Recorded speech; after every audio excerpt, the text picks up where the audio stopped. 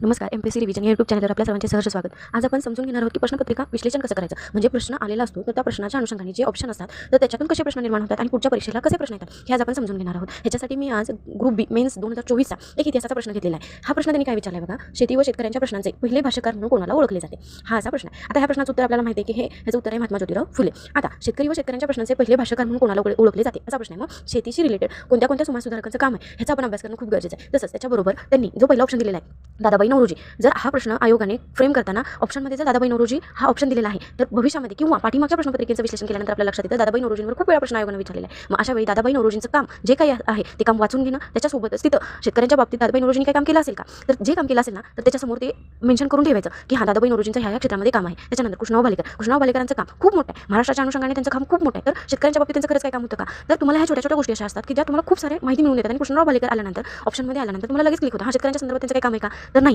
महर्षी विठ्ठलरामजी शिंदे खूप मोठा माणूस आहे हा, म्हणजे आयोगाचा आवडता आणि फेवरेट माणूस कोण असेल तर महर्षी विठ्ठलरामजी शिंदे. म्हणजे महर्षी विठ्ठलरामजी शिंदे यांच्यावरती प्रश्न विचारताना त्यांचं मुलींच्या संदर्भातलं असणारं काम म्हणा किंवा इतर सोशल जे काम आहे ना तर ते काम तुमच्या डोळ्यासमोर लगेच आलं पाहिजे.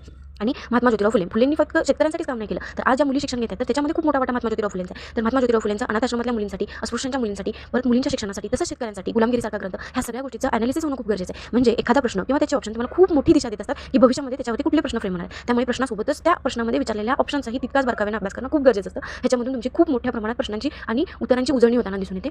धन्यवाद.